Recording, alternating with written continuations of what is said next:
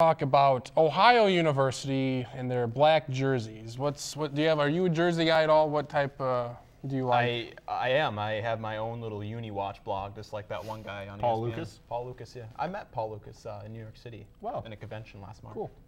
Aren't you something? Yep. Did you Name dropper. Did you get him to sign your sword? That was kind of a name drop. Can we edit that out? Is it too late? Too late. All right. What'd you say? Did you have him sign your sword that you carry My around? I didn't. No, they didn't allow. They don't allow contraband, so it got. Okay. I got it taken away from me. Okay. I got to get it at the end of the day.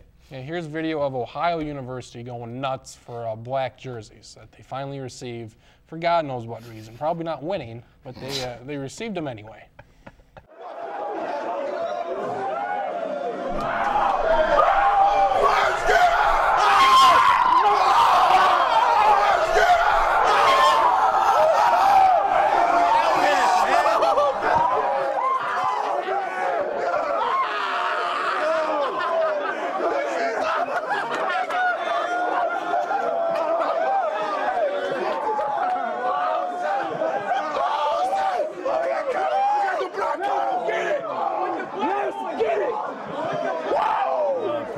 Right when it showed like the little flash of black, I knew that we had finally got those jerseys in.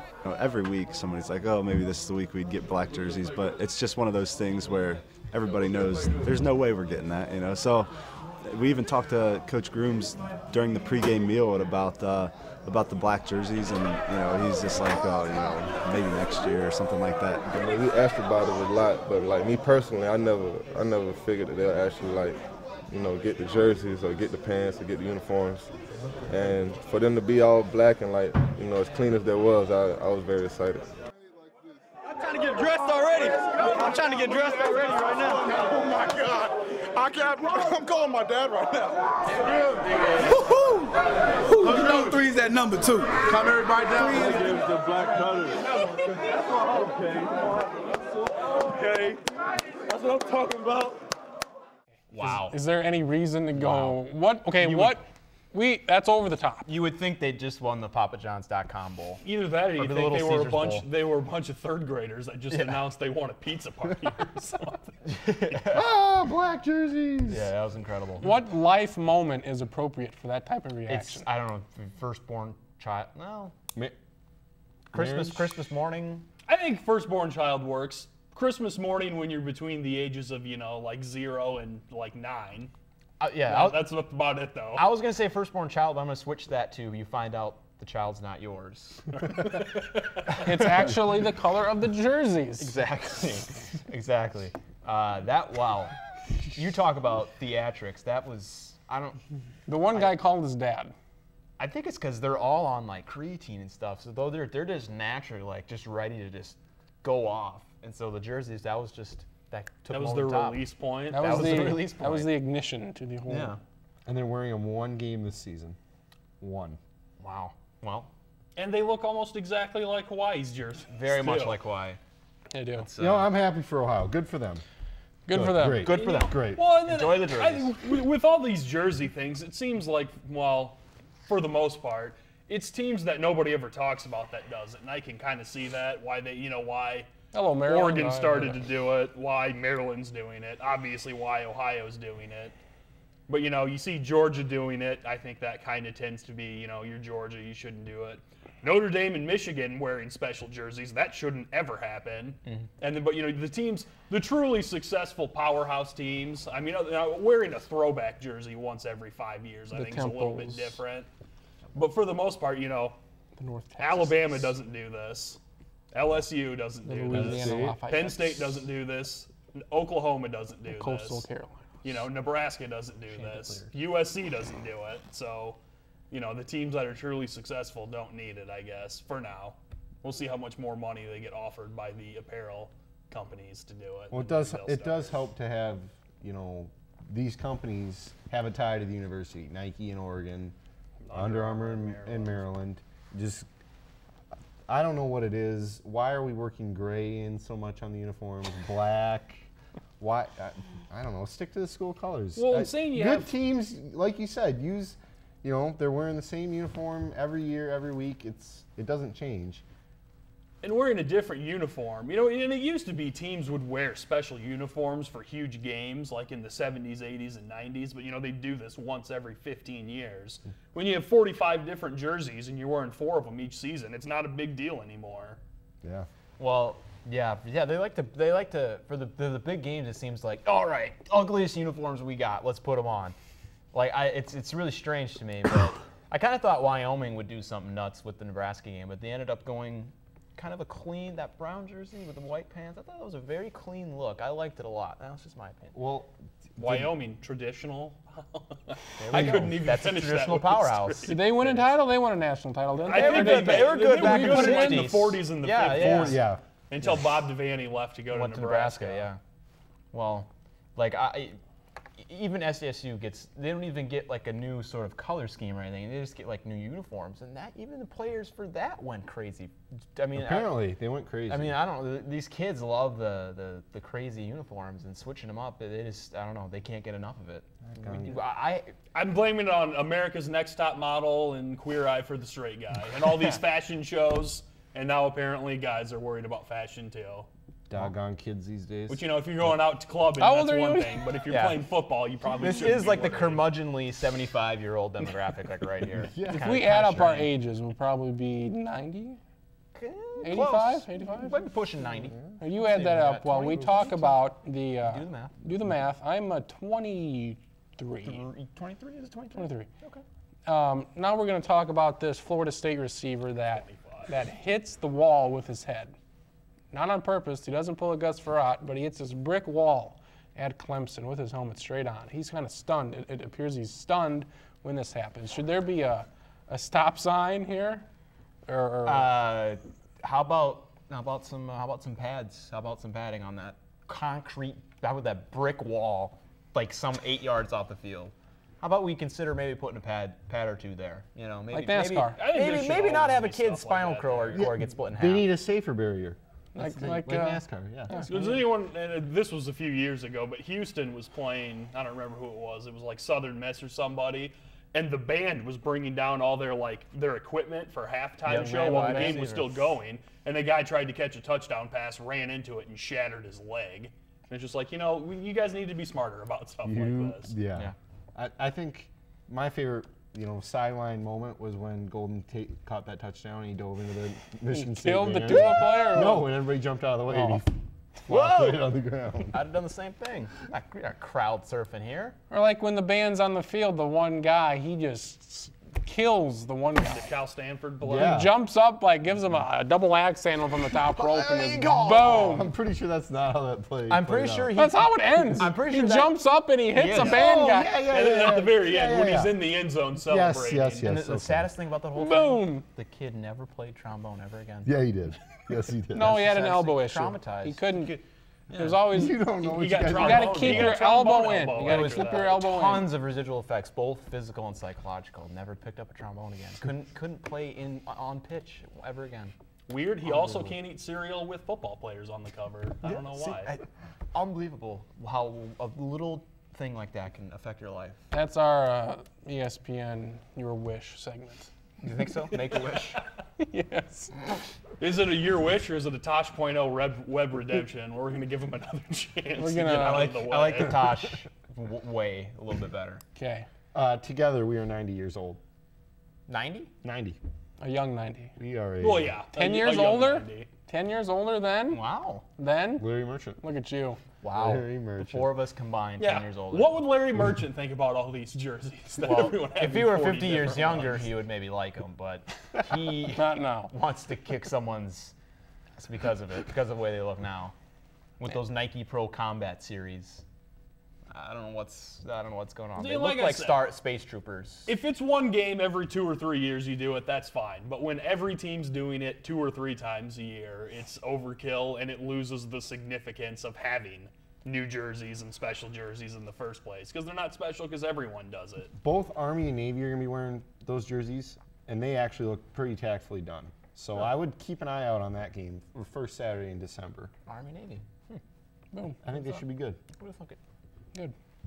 And finally, we found an interesting play from the Lions-Vikings game, a special snap, perhaps? Was this an audible or? It looked like it was an offsides because the guy jumped off Emerson sides, Griffin is standing 2 and yards the center, in the backfield. Raiola, looked over, saw he was Boom. offsides, and just snapped it quick to get the pass. Is that worth it if you're Stafford to get those 5 yards? If it was 10 yards, maybe. I don't know if that's worth it for 5 yards. Well, so we have to get Stafford on here. We're looking at it in pretty slow motion. We're looking at frame by frame. I think that was a pretty hard snap. It was pretty I don't hard. want to be on the receiving end of that at all. You would rather deliver that? Of course. Deliver the blow, then Yes. take the blow. Because I would much rather hit someone in the Stafford, groin than get hit in the groin. Stafford will still. Are you have sure to about that? He'll still have to take out those linemen for lunch sometime this week. True. Because Maybe lunch is on him this week. The center. I don't. Whose I name don't we think so. do not know. Dominic Raiola. Yep, it's a Raiola. It's on Raiola. Yeah, I have him in my fantasy yeah? lineman league. Good, good. He's crunching the numbers one more time. Yep. 90 years Fun. old. I actually have Leslie Frazier in my below first half leads fantasy league. Good, and you are doing great. Yeah, that's number 1 for sure. The Vikings could go 19-0 if the season were just 30 minutes long, or each game was 30 minutes long. Well, then they would just blow up in the second quarter instead of the first quarter. They'd be good in the first quarter, blow up in the second quarter. LeBron James will probably be happy because all the four-quarter jokes are now not about him. Maybe Frazier should just convince them that the first quarter is the first half of the first quarter. The second quarter is the second half of the first quarter. And the same thing with the second half is the second quarter then. And, maybe they'll beat teams, like 35-3.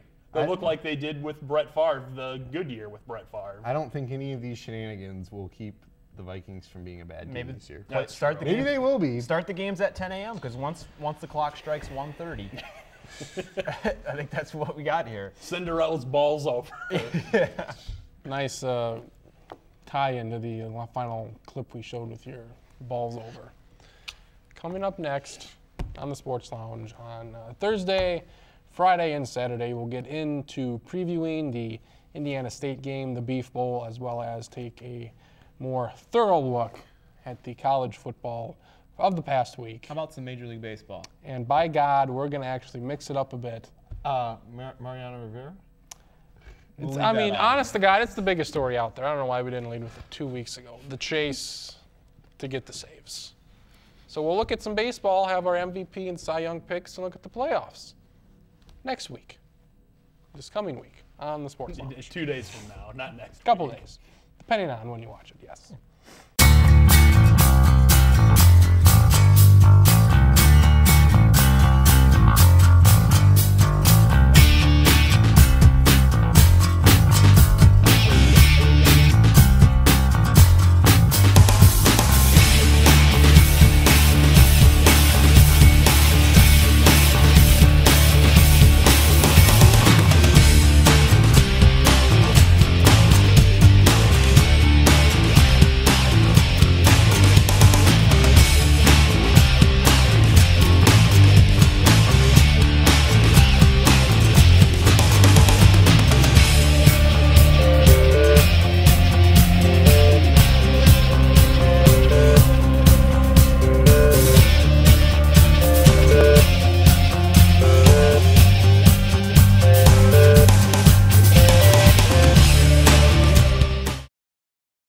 We've got this guy in hold. Jason, is this serious? He calls himself SEC guy because he loves SEC football? Yeah, that's what he wants to go by.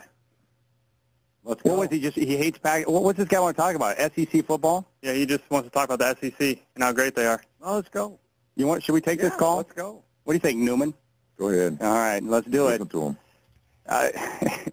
You got to love SEC guy because they just think they're better than everyone else. Let's check this out. This is probably a bad idea, but let's do it. Let's go to the phones. He wants to be called the SEC guy. What's up, SEC guy? Look, let me just start off by saying I'm here on business, not by choice, by the way. I'm here on business, and I was listening to your sports station, and I got to be honest with you on this. I've been listening since Monday, and A, you don't have a good show. B, I can't believe all the crying and fussing and whining that you West Coast California types have going on about an SEC team being number one in the BCS rankings. Here's a story on this. How many straight national championships have we won? About 10. How many Heisman trophies have we won? About 10. What is it that makes you think that you deserve to be ahead of Auburn? I don't understand. Listening to some of your phone callers, you'd think that you guys have beat hell in a handbasket of a schedule.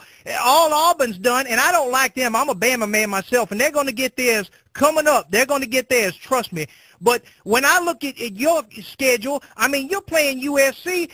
Carroll and them boys don't have anything left anyway because they went on probation and had all the players suspended. So when I look at what a SEC team has to go through, Steve Spurrier, you got to beat the likes of a Nick Saban. You got to beat a Gene Chizik. I mean, we got it all over you, left, right, forward, and backward. And first of all, SEC guy, I appreciate Go that you ahead don't like now. the Go show, ahead. But second of all, let me tell you something about Oregon. They are ranked number 1 in both polls, and they have absolutely dominated their competition this year, and they've scored at least 42 points or more in every single game. That's pretty darn good. Yeah, that's called sissy football. You know why? Because you're not playing anybody that even knows how to tackle. I call it foo-foo cake boy offense. Tennessee plays in the SEC. Yeah, Tennessee's our dregs. We're ashamed of Tennessee, and you know what? We ran out their coach, and guess what? Now he's on the left coast as well. The trash that we took out, we took out the trash and gave them to you, and that's what you have now. Congratulations, the best team that you have going for you, and your favorite team is USC, right? Because they represent you. Well, guess what? We gave them our very worst coach that we could have once we got rid of Sylvester Croom. He was the last place coach in the conference, and now you got him. What is this we stuff? You got a mouse in your pocket? What do you mean? You keep saying we. SEC. You're not playing. You're not coaching. I'm SEC. What do you mean? What do you mean, SEC? You're the one down talking Auburn. I mean, we got Cam Newton. I don't even like the guy. You look at Cam Newton, and he's like, you got beat by a poor. Here's a perfect example of why I find your callers. I'm embarrassed for you. The sense of entitlement for Oregon. If Obama, first of all, he comes in and all the social, congratulations on that. You got your guy in office, and now you want to extend this over to the football realm and give them the number 1. We ain't giving anything away. And if you finish number 3 or 4 in BCS, too bad. If you really want to know the truth, Bama Auburn should be playing for the national championship, but that ain't going to happen because we're going to whoop them before they even get a chance. But the real why should Bama be playing in the national title game over Oregon? The Ducks haven't even lost a game. Because all we do is beat teams, and the one time we got cold-cocked, it was by South Carolina, and Spurrier's a shifty one. I mean, hell, he's been beating good teams for a long time. I understand that, but guess what? They were playing with... big win in South Carolina. Hey, congratulations. South Carolina would beat you guys 24 points, easy. What? Absolutely, because they play You're defense. Not paying attention. You're not staying up late enough to watch these teams play on the West Coast. I got a question for you. I don't need to stay up late enough. I see what I just flipped the paper open, and what do I see? Hey, 65 to 48, Heisman candidate here 72 to 63. Michael James. Well, yeah, LaMichael James. That gets me to my point. Could you guys stick with biblical names? I'm tired of the Michael, LaMichael, Jaquiz, and I'm tired of all this. You know we have in Bama? Trent and Mark. Number 1, number 2. That's it. Both of them could win a Heisman Trophy. If they was just single running backs like your LaMichael has playing against little kids like you got in that conference, we do the same thing. It just burns my hide to hear you guys talk about this, that, and the other scuzzlebutt about being better than my squad or being better than my conference. I don't even like Auburn, and I'll tell you right now they should be 3 touchdowns over you. Now, Q, you played the Pac-10. I mean, are Pac-10 players sissy players? No, they're not sissy players at all. And there's more NFL players from the Pac-10 than any other conference. Yeah, that's why it's an inferior league. The NFL can't even drop a bucket in the SEC, and you know that. Hey, well, look, you may get paid more money in the NFL, but the fact is the level of football's down. And you want to know why? All those Pac-10 guys, now what's happening in the NFL? Hully-gully football, 4 wide receivers, flinging it around all over the place. They've gotten away from their roots. We still play smash-mouth football. The SEC that they're paying more in the NFL than they are in the SEC. I know that ain't true. I know you guys are paying more in the SEC, right? That's rumors and innuendo.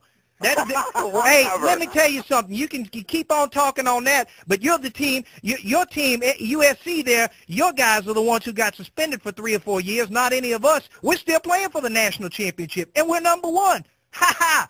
And I think that's pretty funny. And guess what? When we beat Auburn, we're going to jump, and we'll jump you too. And I'm hoping TCU jumps you because they play physical football. You people down there have got me so burned up listening to your radio show. What kind of business are you in out here? I'm a I'm a family practitioner. That's all you need to know. No, you're not. Family practitioner of what? Of medicine. And I'm not going any further. You don't need my life story. I've got you guys. I got you dead to rights. Don't have to worry about that. I've been listening to you. I appreciate that. All right, I tell you what. And that's not a compliment either. And here's something else. By the way, while you're at it, you know, Jeremiah Masoli, yeah, he had all this fanfare. He was going to change the world. He was the best player, what they called the best player to come out of the Pac-10 in a decade is what the tag was on him. And Who said that? Everyone. Now you're saying things that we're not talking No, about. that's what was that was in the internet. Come on, be realistic. Don't go there. That was on the internet that he was the best. I know who you are. Don't do that. One of the most underrated players. Be real. Be real what you're talking about. I'm trying to be real on this. And what's happened to him? Now. Have you seen any? Now you're just talking. Well, wait a minute now. Have you woken up? Hold up. You wait a minute. It's my show. You hold up. Who is this? Just be real about what you got to talk about. I don't even know who this is. You're going way off left field. Okay, let's be real about the game. Let's be real about college football, pro football, the SEC, and the Pac-10. Right now, you sound like a little kid. You're just jabbering. You know, you just jabbering in the classroom, always getting a timeout. Who's this? Who is he? Who am I talking to? You don't need to know who you're talking to. This is Q. I heard him say your name earlier. Let me ask you a question. I'm done with SEC guy. I'm done with you, man. You're done. Wait a minute. One question. Come on my Jeremiah Masoli. Insult me, the what Godfather, happened? And Anthony Q. They made him cry. They made him cry in the SEC. They made him cry. You medical practice, all right? He's the worst in the SEC. The worst quarterback going. He's even worse than Ryan Mallett. Shut up. You're done. Jeremiah Masoli. That's the best you have to offer? You're done, man. You're done. SEC guy, get the hell out of here.